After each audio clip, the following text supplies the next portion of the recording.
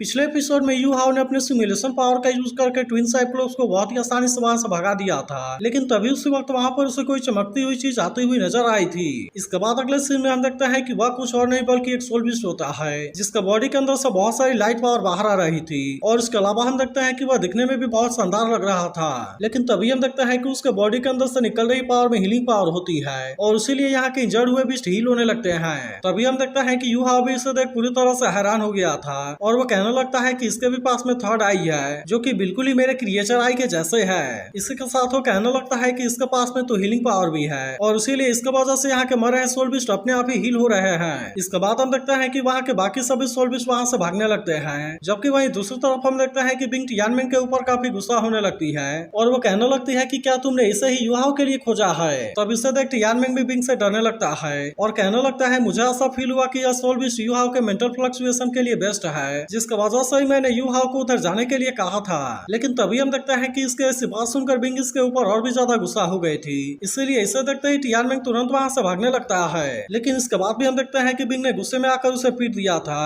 और फिर उससे कहने लगती है क्या तुम्हें पता भी है कि अगर किसी ने इसे मार दिया तो फिर इसका वजह से पूरा स्टारडू फॉरेस्ट गुस्सा हो जाएगा। अब इतनी बात कहने के बाद वो इसे बताती है कि एम्पर का ऑस्पिशियस बीस्ट है और अगर कोई 1 लाख साल वाला सोल बीस्ट भी उसके सामने आ गया तब उसके बाद वो इसे देखते ही फिर से अपने ग्राउंड के अंदर चला जाएगा। वहीं दूसरी तरफ हम देखते हैं कि सभी सोल बीस्ट से ग्रीट करने लगते हैं, जिससे देखते ही यू हाउ कहने लगता है कि आखिरकार ये सोल बीस्ट है क्या। तब इस पर विंग इससे बताने लगती है कि इसे 3 आई गोल्डन अपीयरेंस के नाम से जाना जाता है, जो कि असल में एक एंशिएंट ऑस्पिशियस बीस्ट है। फिर वो आगे कहती है कि ये सोल बीस्ट जहाँ कहीं भी रहता है वहाँ के सभी सोल बीस्ट की ग्रोथ रेट सीधे डबल हो जाती है। इसके अलावा इसे सोल बीस्ट के हीलर के रूप में भी जाना जाता है और इसीलिए सोल बीस्ट की दुनिया में इसे एम्पर के रूप में भी जाना जाता है। तब इन सारी चीजों के बारे में जानकर यू हाउ भी इस बात से हैरान हो गया था, जिसके बाद विंग कहने लगती है कि पूरी दुनिया में केवल यही एक सोल बीस्ट है जिसके पास में कि अल्टीमेट लाइट एट्रीब्यूट भी है। मगर तभी हम देखते हैं कि उसने विंग के ईविल ऑरा को सेंस कर लिया था और अब इसीलिए वो गुस्से में अपने पावर को रिलीज करना शुरू कर देता है।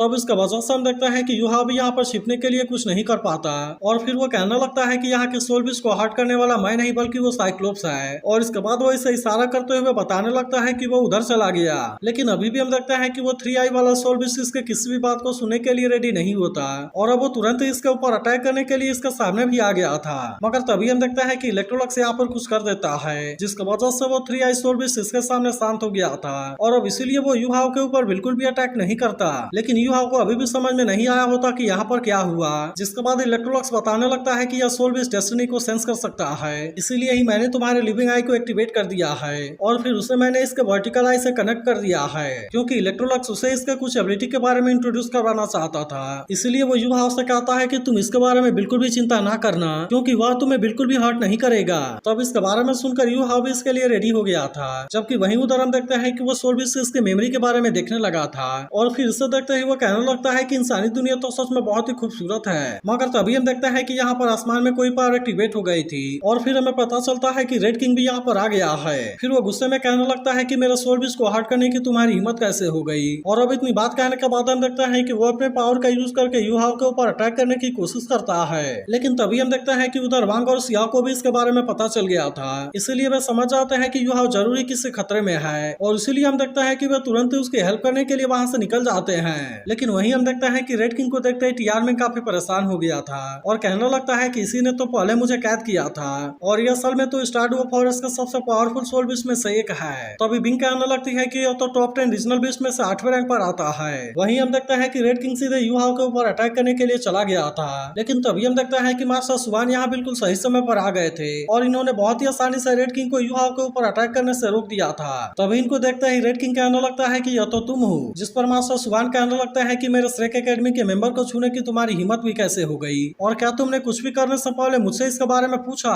लेकिन इसके बाद भी हम देखते हैं कि रेड किंग को इसके बारे में कोई भी चिंता नहीं होती और वो मास्टर सुवान से कहता है तुम्हें क्या लगता है कि मैं तुमसे डरा हुआ हूँ। तब इसके ऐसी बात सुनकर मास्टर सुवान भी इसके ऊपर काफी गुस्सा हो जाते हैं और फिर हम देखते हैं कि वो रेड किंग का सामना करने के लिए भी पूरी तरह से रेडी हो गए थे और इसीलिए वो अपने पावर को एक्टिवेट करके उसका सामना करने के लिए रेडी हो गए थे। लेकिन इसके बाद भी हम देखते हैं कि रेड किंग को इसके बारे में कोई भी चिंता नहीं होती और वो भी तुरंत अपने पावर का यूज करके मास्टर सुवान का सामना करने के लिए आ गया था। लेकिन हम देखते हैं कि वो मास्टर सुवान के सामने ज्यादा कुछ नहीं कर पाता और इसीलिए मास्टर सुवान अपने ताकत का यूज करके उसे बहुत ही आसानी से पीछे भेज देते हैं। फिर वो रेड किंग से कहने लगता है कि तुम्हें इसके बारे में परेशान होने की जरूरत नहीं है, क्योंकि तुम किसी भी तरह से मुझे नहीं हरा पाओगे। तब इस पर रेड किंग कहने लगता है कि तुम्हारा स्टूडेंट टेम्पर के ऑस्पिशियस बीस्ट को मारना चाहता है और इसीलिए अगर मुझे यहाँ पर अपने लाइफ को भी सेक्रीफाइस करना पड़ा तो मैं पीछे नहीं हटूंगा और अगर मैं मरूंगा तो तुम्हें भी अपने साथ लेकर मरूंगा। लेकिन तभी रेड किंग कहने लगता है कि शायद तुम्हें इसके बारे में कोई मिसअंडरस्टैंडिंग हुई है, क्योंकि मेरे पास तो 3 आई गोल्डन बीस्ट को मारने का कोई भी इंटेंशन नहीं है। लेकिन तभी यह सुनते ही रेड किंग गुस्से में कहने लगता है कि तुम इंसान धोखा देने में बहुत ही माहिर हो, क्योंकि मैंने तो अभी अभी यहाँ पर 1 लाख साल वाले सोल बीस्ट के ब्रेथ को फील किया। तब इस पर युहा इसे बताता है कि मैंने जैसे ही ट्विन साइक्लोप्स को अपने तरफ आते हुए देखा तब इस तरह से मैंने 1 लाख साल वाले सोल बीस्ट के ब्रेथ को सिमुलेट किया ताकि मैं उसे डरा कर वहां से भगा सकूं। इसके बाद वो 3 आई गोल्डन बीस्ट को दिखाते हुए कहता है कि देखो उसे कोई भी नुकसान नहीं हुआ है। तब इस पर रेड किंग कहने लगता है कि चलो मैं एक बार तुम्हारे बात के ऊपर यकीन कर लेता हूँ और फिर हम देखते हैं कि वो 3 आई गोल्डन बीस्ट की तरफ जाने लगता है। लेकिन तभी हम देखते हैं कि मास्टर सुआ ने इसके ऊपर कोई बैरियर लगा दिया था और फिर उसे कहने लगता है तुम्हें क्या लगता है कि तुम्हारी जब मर्जी होगी तुम यहाँ से आओगे और चले जाओगे। लेकिन अभी भी हम देखते हैं कि रेड किंग को इसके बारे में ज्यादा कुछ समझ में नहीं आया था, इसीलिए वो मास्टर सुआन से पूछता है कि आखिरकार तुम क्या चाहते हो। तब मास्टर सुआन युहा से पूछते हैं कि तुम्हें कितने हजार साल के सोल बीस्ट की जरूरत है, जिसके बाद युहा इनसे बताता है कि 15,000 साल के। लेकिन इसके बारे में सुनते ही मास्टर सुआन थोड़े से परेशान हो गए थे और फिर वे युहा से पूछते हैं कि क्या सच में तुम इसे हैंडल कर पाओगे। जिसके बाद युहा इनसे कहने लगता है कि इसके लिए मेरे पास में एक सीक्रेट टेक्निक है, इसीलिए सबसे पहले मैं ज्यादातर पावर को सोलिंग के अंदर सील कर दूंगा और फिर उसके बाद में केवल एक छोटे से हिस्से को एब्जॉर्ब करूंगा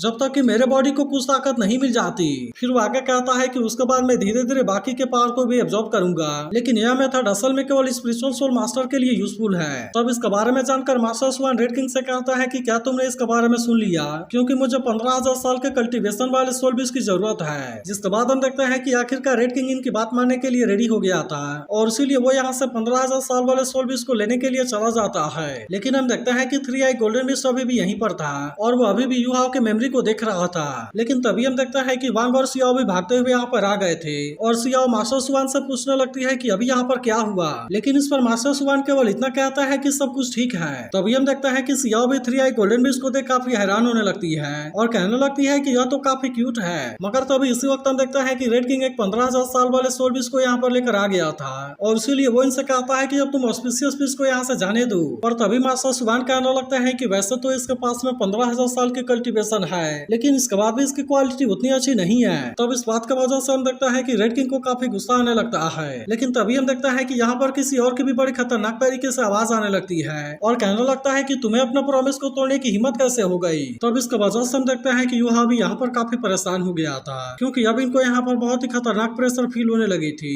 और इसीलिए इसके वजह से वे सभी काफी परेशान हो गए होते हैं। तभी टियानमेंग भी कहने लगता है कि मैं तो इस आवाज को पहचानता हूँ और ये सोल बीस्ट पूरे डब्ल्यू कॉन्टिनेंट में सबसे पावरफुल सोल बीस्ट है। तभी बिंग भी कहने लगती है कि ये 10 मोस्ट फेरोसियस बीस्ट में से पहला है, जिससे कि ब्लैक ड्रैगन डी टियान के नाम से जाना जाता है। वही मास्टर सुआन को भी पता चल गया था कि वह कोई और नहीं बल्कि ब्लैक ड्रैगन डी टियान है और फिर हम देखते हैं कि वे सभी यहाँ से श्रेक एकेडमी में वापस आने के लिए रेडी हो गए थे। इसके बाद अगले सीन में हम देखते हैं कि श्रेक एकेडमी पूरी तरह से शांत पड़ा हुआ था, जहाँ युहा मास्टर मुझसे बताने के लिए आता है कि मैंने थर्ड सोलिंग को हासिल कर लिया। लेकिन तभी यहाँ के नजारे को देखते हुए सभी पूरी तरह से हैरान हो गए थे और फिर मास्टर सुआन भी मास्टर यान से पूछने लगते हैं कि यहाँ पर क्या हुआ। तब इस पर मास्टर यान इनको बताता है कि यहाँ पर 11 पावरफुल इविल सोल मास्टर ने अटैक किया था, जिनमें से 4 तो डालू टाइटल वाले भी थे, इसलिए मास्टर मू को भी फाइट करने के लिए वहाँ पर जाना पड़ा था, जिसकी वजह से सियाओ टाओ मौका पाकर यहाँ से भाग गई। तब इसके बारे में जानकर वे सभी भी इस बात से काफी परेशान हो गए थे। फिर मास्टर मू कहने लगता है कि वैसे तो मैंने उनमें से आधे को मार दिया,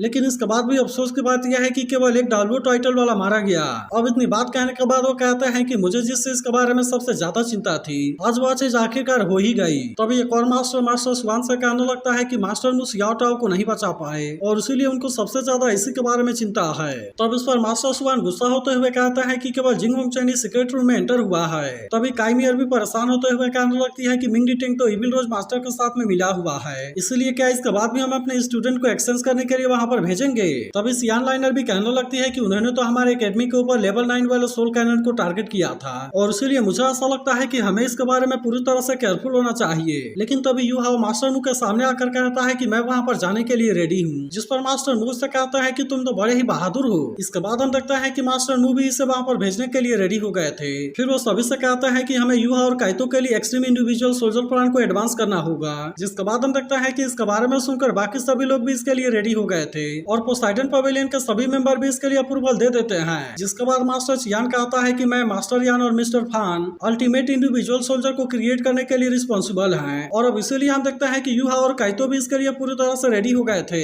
इसके बाद हम देखते हैं कि मिस्टर फान इन दोनों को अल्टीमेट इंडिविजुअल सोल्जर के बारे में सब कुछ बताने लगता है और कहने लगता है कि तुम इस तरह से वॉर की सिचुएशन को बदल सकते हो। इसीलिए वो इनसे कहता है कि तुम्हें किसी भी तरह से इसमें पावरफुल बनना होगा, क्योंकि सोल गाइडेंस डिपार्टमेंट ने इसके लिए प्लान को भी पूरी तरह से रेडी कर लिया है और इसीलिए अब ये ट्रेनिंग भी बहुत ही जल्द स्टार्ट हो जाएगा। तब इसके बारे में सुनकर यूहा और काइतो भी इसके लिए पूरी तरह से रेडी हो गए थे और फिर हम देखते हैं कि वो बिना किसी चीज के बारे में चिंता किए ट्रेनिंग को भी स्टार्ट कर देते हैं। लेकिन हम देखते हैं कि यह ट्रेनिंग इनके लिए इतना भी आसान नहीं होने वाला था और इसीलिए वे दोनों इसके लिए पूरे दिन रात मेहनत करने लगते हैं। इसके अलावा हम देखते हैं कि मिस्टर फान इनके ट्रेनिंग का पूरा ध्यान रख रहा था और वो कोशिश कर रहा था कि वे किसी भी तरह से इसमें कमजोर ना रहें। अब इसके कुछ समय के बाद हम देखते हैं कि यूहा इसमें बहुत ही शानदार तरीके से परफॉर्म करने लगा था और इसीलिए सभी लोग इसके लिए उसकी तारीफ करने लगते हैं। लेकिन अभी भी हम देखते हैं कि इसमें इनको बहुत ज्यादा टाइम लगने वाला था और इसीलिए वे दोनों भी इसके लिए अपने तरफ से पूरी मेहनत कर रहे होते हैं। लेकिन वहीं हम देखते हैं कि मास्टर मू की कंडीशन अब धीरे धीरे खराब हो रही थी और इसीलिए ऐसा लग रहा था कि अब ज्यादा टाइम के लिए नहीं रह पाएंगे।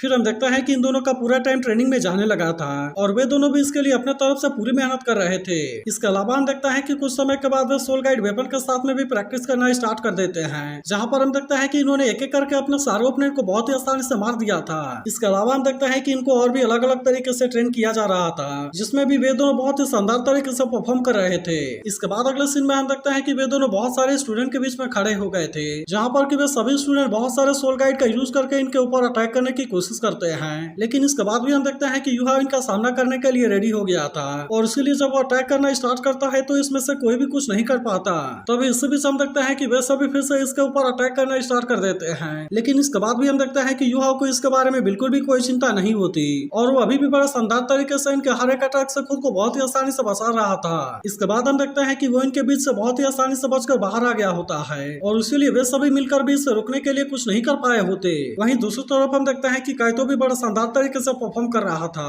और इसीलिए उसके ऊपर भी अटैक कर रहे स्टूडेंट उसका कुछ नहीं कर पाते। लेकिन तभी हम देखते हैं कि यूहा यहाँ पर अपने लिविंग आई वाले पावर का भी यूज करने लगा था, जिसका वजह से अब इनमें से कोई भी इसके प्रेशर के सामने कुछ भी नहीं कर पाता और हम देखते हैं कि यूहा ने इन सभी को बहुत ही आसानी से हरा दिया था। वहीं उधर हम देखते हैं कि बहुत सारे स्टूडेंट काइतो के ऊपर अटैक करने की कोशिश कर रहे थे, लेकिन इसके बाद भी हम देखते हैं कि काइतो ने फ्लाई करके इनके अटैक से खुद को बचा लिया था और इसके बाद वो भी इनके ऊपर अटैक करना स्टार्ट कर देता है। तब इसके वजह से हम देखते हैं कि इनमें से कोई भी इनके सामने कुछ नहीं कर पाया होता और उन दोनों ने इन सभी को बहुत ही शानदार तरीके से हरा दिया होता है। अब इस तरह से हम देखते हैं कि उन दोनों ने अल्टीमेट इंडिविजुअल सोल्जर को बहुत ही आसानी से पास कर लिया था, जिसके वजह से सभी लोग भी इस बात से काफी खुश हो गए होते हैं और फिर हम देखते हैं कि वे सभी इनके लिए तालियां भी बजाने लगे थे। इसके बाद अगले सीन में हम देखते हैं कि यूहा और काइतो अकेले में होते हैं, जहाँ पर यूहा कहने लगता है कि अब तो 2 साल का समय गुजर गया और आखिरकार मैं लेवल 40 में पहुंच गया हूँ और इसके अलावा हम देखते हैं कि वो लेवल 5 वाला सोल मेंटर भी बन गया था। तभी काइतो भी कहने लगता है कि मैं भी सोल किंग में ब्रेक थ्रू कर गया हूँ और इस तरह से मैं भी लेवल 6 वाला सोल मेंटर बन गया हूँ। लेकिन तभी हम देखते हैं कि वांग भी यहीं पर था